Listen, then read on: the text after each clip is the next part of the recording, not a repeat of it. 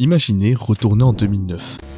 Vous êtes jeune, insouciant et vous passez une excellente journée sur internet à, par exemple, jouer à des jeux flash. Haha.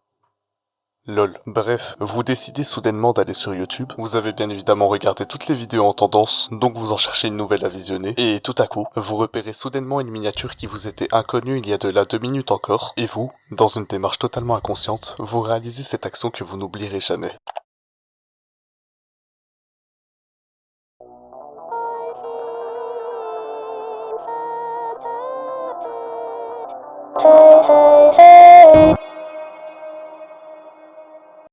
Ce que vous venez de voir à l'instant, c'est le clip musical I Feel Fantastic.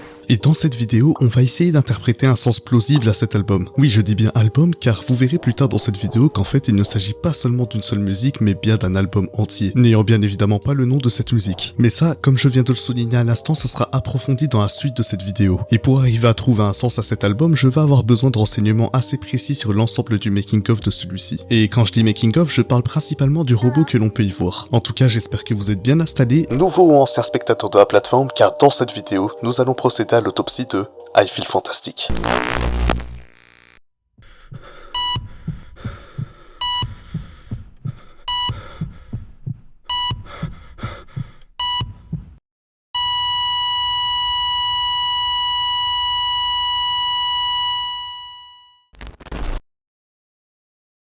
Avant de se lancer sur le cas de I Feel Fantastic, je tiens à souligner que je ne diffuserai aucun clip dans son entièreté, mais seulement certaines parties quand cela sera nécessaire. Car diffuser un clip entier, c'est juste pas possible. De 1, ça prendrait beaucoup trop de temps dans la vidéo, mais aussi car les clips contiennent tout simplement des droits d'auteur. Droits d'auteur réclamés par la Terabyte Music Distribution Service. Voilà, le disclaimer est assez spécial, je ne vous le cache pas, car il est réalisé après le montage, donc avec un regard totalement informé sur le contenu qui est analysé, sans vous spoiler bien évidemment. Donc en conclusion, le lien de toutes les musiques ainsi que leur timecode sera en description, et il y aura un texte vous disant de vous rendre sur les clips au moment venu afin que personne ne se perde dans la vidéo. Merci à tous pour votre écoute et sur ce, bonne vidéo.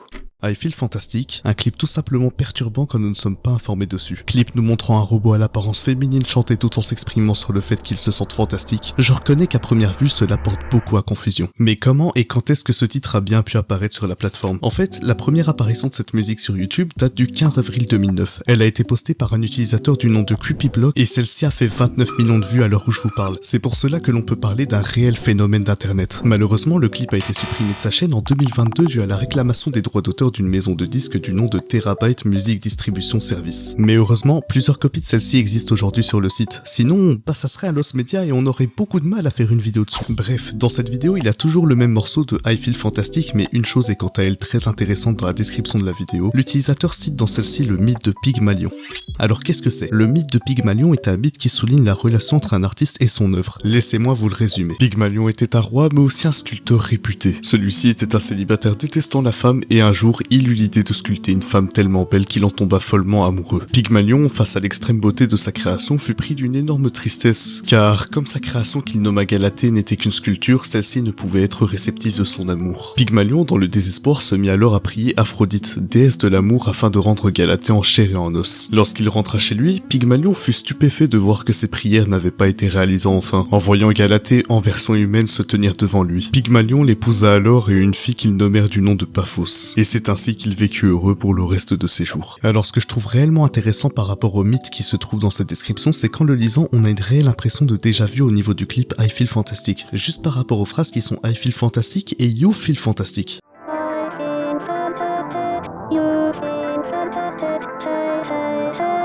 Je trouve vraiment que ça rentre aussi bien dans le cadre de Pygmalion et Galatée ainsi que dans celui du robot et de son créateur. Bon, je ne dis pas que cela explique l'entièreté des paroles de la musique, car oui, le robot ne dit pas que ça, et c'est d'ailleurs pour cela que je vous ai mis les liens des chansons quand il faut les écouter. D'ailleurs, je vous le redis encore une fois, écoutez le premier morceau tant que l'intrigue existe encore. Voilà, vous pourrez pas dire que je vous ai pas prévenu. En tout cas, je pense que ce mythe nous révèle très facilement 40% de l'iceberg qui nous permettra à la fin de cette vidéo de réaliser notre interprétation. Par contre, il y a une question que je me pose après ce rapprochement que l'on a pu faire. S'il y a un réel lien entre le mythe de Pygmalion et I Feel Fantastic, qui est le Pygmalion de cette histoire? Est-ce CreepyBlock? Non, vu de la réclamation de droits d'auteur dont il a dû faire face. Alors j'ai fait mes recherches et je suis tombé sur le fandom des vidéos effrayantes sur internet. Bon, durant ma visite de la page, j'ai appris au passage que le robot s'appelait Tara et qu'il existait une théorie disant que l'auteur du robot était un serial killer qui enterrait ses victimes dans la nature dû au zoom de caméra vers les bois que l'on peut voir durant le clip. Mais le plus important étant que j'ai retrouvé le créateur de ce robot. J'ai retrouvé un seul et unique nom. Celui-ci est John Percheron. Alors John Bergeron, c'est de loin l'un des plus grands casse-têtes que j'ai jamais pu rencontrer sur internet. Cette complexité ne se base pas sur les infos sur son robot, qui, vous le verrez par la suite, sont facilement accessibles, mais plutôt sur ce qui concerne sa vie en général. Car vous le remarquerez plus tard dans cette vidéo, mais même avec toutes les infos que l'on peut tirer de lui, il constitue à lui tout seul un sujet à prendre avec des pincettes. J'ai essayé de prendre les infos les plus utiles à cette partie, mais aussi les plus véridiques, et vous verrez, ce n'était pas une partie de plaisir de peser le pour et le contre de la fiabilité de certaines choses. C'est tout bonnement pour cela que je préciserai dans la vidéo la fiabilité de certaines infos apportées sur lui et Tara en le citant, mais aussi en mettant une de ces trois icônes en bas à droite de l'écran si nécessaire. Vert c'est pour OK, orange moyen et rouge pour vraiment considérer une source à bannir de toute future interprétation dans cette vidéo. Sur ce, commençons à traiter le sujet du principal concerné. Alors John Bergeron, comme j'ai pu le citer auparavant, c'est une personne dont le travail a été documenté un peu partout sur internet et ce travail a été certes documenté mais en trop grande quantité de sources différentes que l'on peut retrouver sur internet. Alors en voyant que j'étais accablé par toute cette documentation, j'ai trouvé le blog Medium de Yitzilit qui parle tout simplement du même sujet. Alors je vous préviens tout de suite que j'ai survolé la lecture de son blog afin de retrouver une base essentielle pour la vidéo, donc cette partie n'est pas sur une lecture de texte. Déjà en réalisant une première lecture en diagonale du blog, j'ai pu apercevoir un lien nous menant vers un certain site du nom de Android World. En cliquant dessus, je remarque un site plutôt ancien. La dernière mise à jour de celui-ci a tout de même été réalisée le 2 mai 2016, c'est vraiment pas rien pour le coup. La particularité de celui-ci, c'est qu'il répertorie un tas de projets d'Android. Franchement, c'est pas une si grande page, mais quand je regarde tous les projets qui étaient répertoriés, on se rend compte que c'était vraiment un site de passionnés d'un sujet niche sur internet. Et c'était vraiment pas de la merde quand on lit les noms des sociétés en technologie, des professeurs d'université qui étaient cités par exemple, bref, on y trouvait des projets ambitieux mais qui à mes yeux avaient ou ont encore leur chance de briller s'ils existent encore à l'heure actuelle. Mais bon, je tombe enfin sur la première page concernant John Bergeron et Tara. La page parle d'un certain album de 15 minutes prénommé Android Music Video et de ses 5 titres. Le premier s'appelle Electricity la version métal, le deuxième s'appelle Brutal en version métal, le troisième, et c'est d'ailleurs le véritable nom de I Feel Fantastic, s'appelle Please. On peut notamment le deviner par ses paroles dans le clip.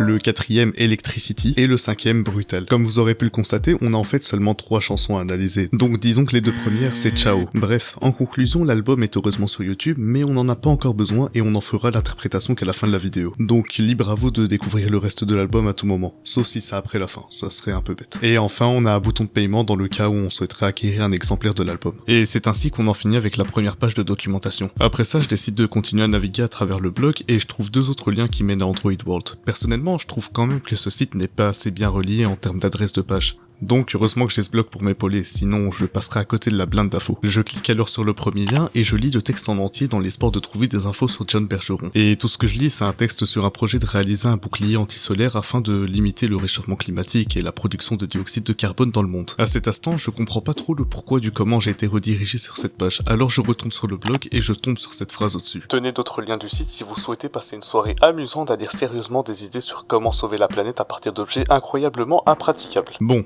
on connaît les idées du mec sur ce site vu que la phrase d'avant, il le qualifie de vraiment louche. Bon, cette remarque qui pour le coup fut inutile à ma recherche ne me décourage pas et je continue à explorer le blog jusqu'à tomber sur ces 3 photos. Effectivement, Yitzilit s'était procuré l'album de I Feel Fantastic et on peut même remarquer une lettre de Chris Willis, le directeur du site de Android World s'excusant du retard d'envoi du DVD. La question que je me pose directement est où est John Bergeron? Et au vu de mon niveau d'expertise actuel, je pense que je ne le saurai que plus tard. Pour revenir à notre analyse du blog, on peut remarquer à partir de ce screenshot fait à partir du Mac de Yitzilit que les fichiers datent du 6 décembre 2004 et non du 15 avril 2009 comme la date du post de CreepyBlock. Donc ce projet est bien plus ancien que ce que l'on pense et je trouve ça assez intriguant. Vous connaissez la chanson, je continue mon exploration dans le blog, mais je décide qu'au vu du stade de l'intrigue que j'ai pu atteindre de me mettre à lire le blog. Et à partir de là, Yitzilit cite qu'il ne peut pas seulement s'arrêter à retrouver la date de réalisation de l'album à partir des fichiers du DVD, c'est ainsi qu'il a trouvé en cherchant lui aussi des infos le blog Medium de Count the Clock. Bon, je me mets à lire et je finis par tomber sur la citation d'un autre youtubeur, Nayu77. Alors en regardant dans sa chaîne, on peut remarquer que celui-ci s'est mis à poster des clips de Tara à partir du 14 janvier 2010, soit presque un an après le post de CreepyBlock. Mais il y a un truc de très intriguant qu'on peut remarquer par la suite, celui-ci aurait des vidéos de Tara qui n'ont rien à voir avec l'album. Alors regardons certains extraits de ces vidéos. Try this at home.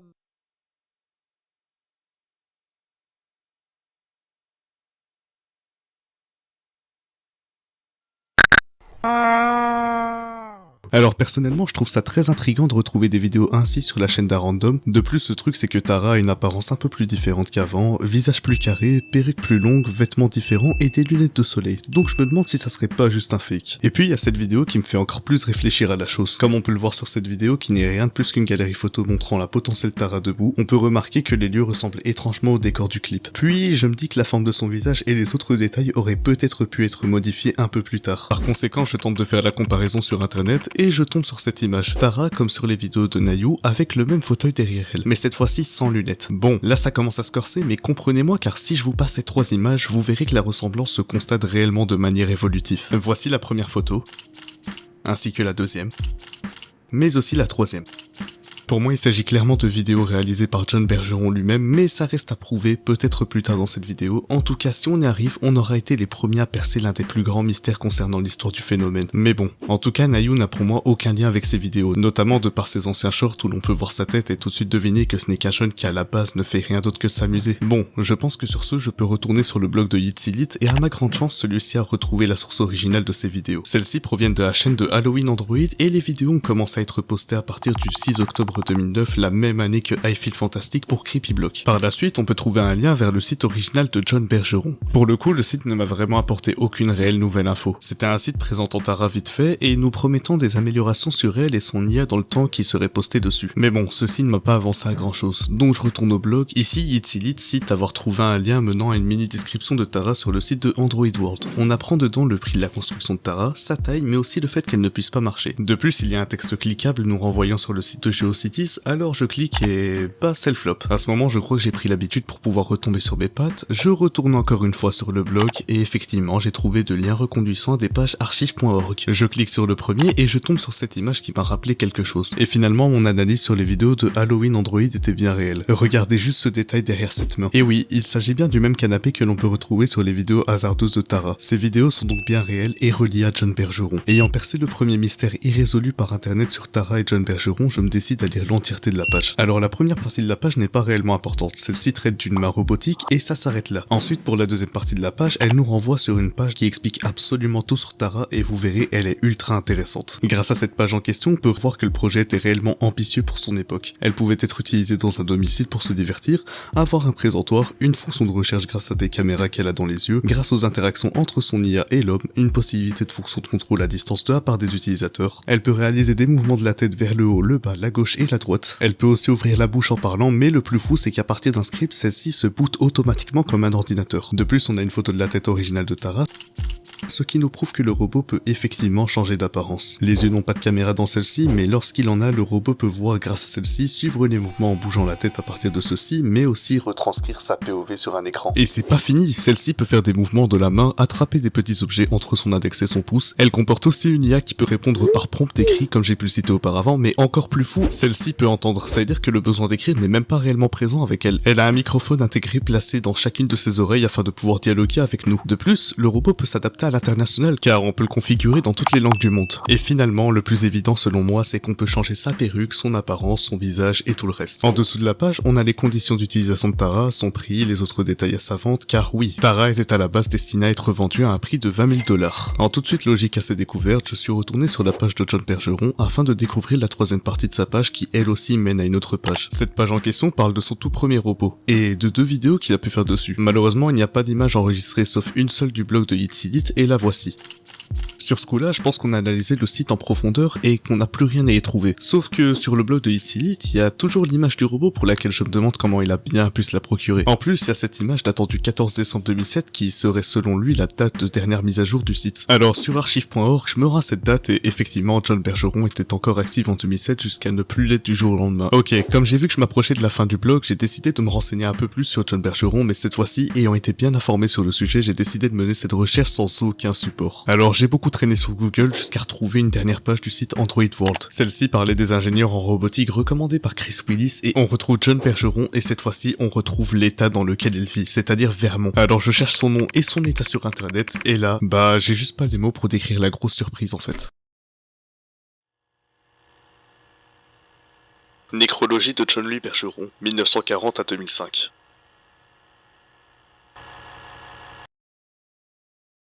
À ce moment-là, je me dis que c'est peut-être pas lui et que ça doit être sûrement une coïncidence. Jusqu'à ce que je lise la nécrologie en question et que je me rende compte que plusieurs similitudes faisaient surface. Premièrement, la personne décédée habitait à Burlington, une ville qui se trouve dans l'état de Vermont. De plus, celle-ci aurait travaillé jusqu'en 1995 chez IBM, une entreprise spécialisée dans le domaine de l'informatique. De plus, on sait que John Bergeron a pour la dernière fois travaillé sur son album en 2004. À cet instant, je décide de retourner consulter le blog de Hit Elite et je tombe sur la même découverte que j'ai pu faire 5 minutes auparavant. Pour le coup, il était vraiment mort, mais attendez une minute. Si la nécrologie de John Bergeron est réelle, qui est la personne qui continue à mettre à jour son site? Et surtout, s'il était quelqu'un de respecté par Chris Willis, pourquoi ne lui a-t-il pas rendu hommage sur son site en 11 ans depuis sa mort étant donné que le site est resté actif jusqu'en 2016? À moins que, dans sa nécrologie, il est aussi écrit qu'il laisse en deuil ses enfants, dont parmi eux se trouve un certain John Bergeron de la ville de Milton, aussi à Vermont. Alors cette phrase, elle va créer l'un des plus grands mystères que je n'ai jamais pu traiter. Donc voilà la réelle question qui nous empêche d'aller plus loin, John Bergeron ou John Lee Bergeron? Bref, je pense que cette histoire n'a désormais plus aucun secret pour vous. Ceci est le dernier avertissement pour quitter cette vidéo et aller écouter l'album dans son entièreté, car comme vous aurez pu le constater, on peut maintenant passer à la dernière partie de cette vidéo sur l'album de Android Music Videos, l'interprétation. Alors pour cette partie, ce sera la plus courte de cette vidéo, je vais me contenter d'exposer mon interprétation sur l'album grâce aux différentes infos que j'ai pu tirer de cette recherche. Voilà, comme ça vous savez que toute la partie informative, c'est-à-dire le plus long de la vidéo, est passée et que dorénavant je considérerais que chaque spectateur a visionné l'album dans sa totalité. C'est une autre manière de vous dire d'aller le regarder et que c'est votre dernière chance si vous ne l'avez pas encore fait. Allez, je suis gentil, je mets un petit timer de 5 secondes le temps que vous puissiez cliquer sur le lien si ce n'est pas encore chose faite, ou juste le temps de mettre pause pour chercher un truc à boire ou à manger.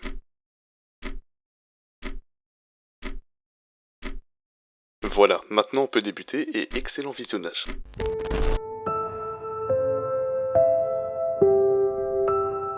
Alors pour moi, la première chose qui me vient à l'œil en écoutant Please, c'est les paroles cheloues de Tara, notamment les paroles comme I Feel Fantastic qui ont pu être expliquées au début de cette vidéo par le mythe de Pygmalion. Mais j'ai remarqué une autre chose, Tara regarde beaucoup ses mains bouger comme si elle se concentrait sur ses attributs technologiques au départ. Ensuite, dans ses paroles telles que Run et Live,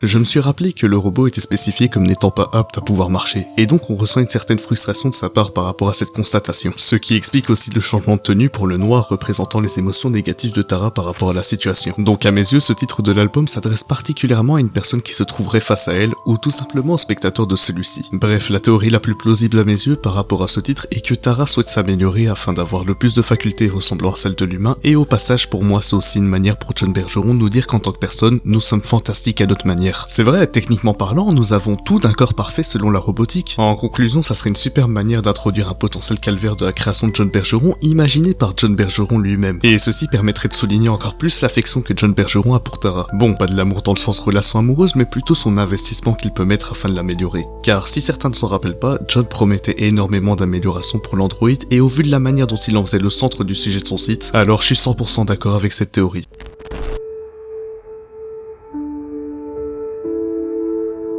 Ensuite, pour Electricity, on remarque tout de suite que Tara se rend compte de qui elle est, de quoi elle dépend. C'est un robot qui a besoin d'énergie électrique pour vivre. Elle est alimentée grâce à celle-ci et elle se demande même ce qu'elle serait sans cela.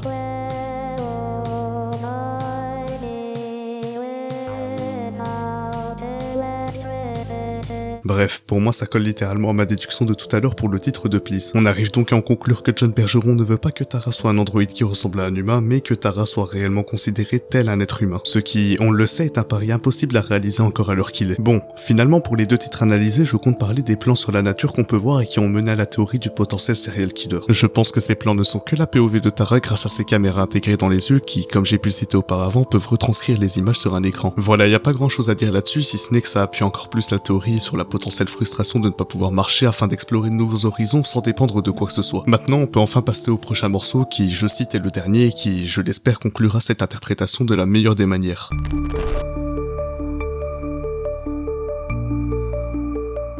Pour Brutal, ce sera ultra court car il y a clairement plus d'implicite dans les paroles au vu de l'analyse qui a pu être réalisée sur les deux autres titres. Dans cette musique, Tara cite juste le fait que c'est brutal d'être un androïde, voire même une fatalité. Car dans ses paroles, elle cite le fait de durer 300 ans.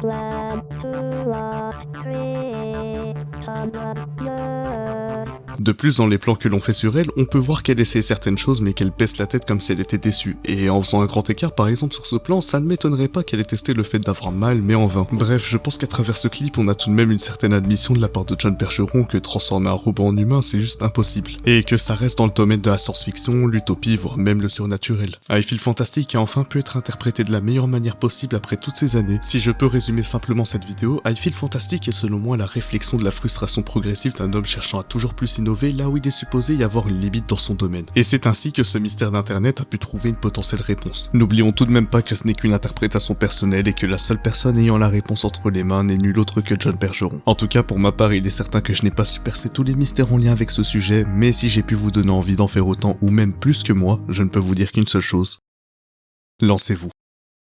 Merci à toutes et à tous d'avoir regardé cette vidéo. Alors il est vrai qu'étant petit, j'ai toujours été effrayé par la vidéo d'I Feel Fantastic et faire une vidéo où je tente de lui trouver un sens et même de percer certains mystères là où certaines personnes n'ont pas été au bout de leur entreprise est une grande réussite à mes yeux. J'espère en tout cas qu'en tant que spectateur j'ai pu vous aider à enfin vous réconcilier avec cette vidéo inexpliquée. N'hésitez pas à vous abonner et à liker si le contenu vous plaît vraiment et faites-le moi savoir en commentaire. C'est comme ça que la plateforme peut repérer des petits créateurs de contenu comme moi et promouvoir leur contenu à plus grande échelle. Mon serveur Discord est en description. Sur ce, vous connaissez la chanson. À la prochaine pour explorer d'autres sujets nostalgiques sur internet.